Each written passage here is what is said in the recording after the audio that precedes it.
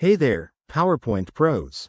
Welcome to tutorial number 1091, where we're diving into a super efficient way to select multiple objects in PowerPoint using just your keyboard. Whether you're designing presentations for work, school, or fun, this 2025 update makes it even smoother.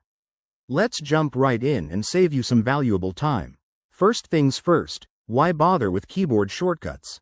Well, clicking around with your mouse can be tedious, especially when you're dealing with a slide full of shapes, images, or text boxes. Using your keyboard lets you work faster and more precisely. So, fire up PowerPoint 2025 and open a slide with multiple objects. The basic method is straightforward.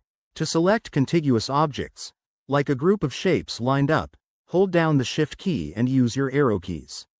For example, if you have several shapes in a row, start by selecting the first one with your Tab key or by clicking it. Then hold Shift and press the right arrow key to add the next ones. You'll see them highlight as you go. It's that simple. Now, what if the objects aren't next to each other? That's where the Control key comes in. Click on the first object you want, then hold Control and use the Tab key to navigate to the next one and select it. Keep holding Control to add more non-adjacent items. Pro tip: if you make a mistake, just press ESC to deselect everything and start over. One more thing.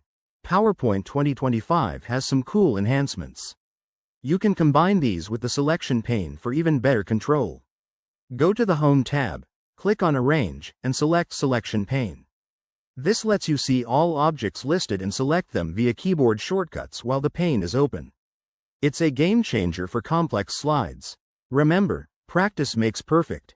Try this on your next presentation and watch your productivity soar. If you found this helpful, hit that like button, subscribe for more tips, and drop a comment below with your favorite PowerPoint hacks. Thanks for watching, and I'll see you in the next video.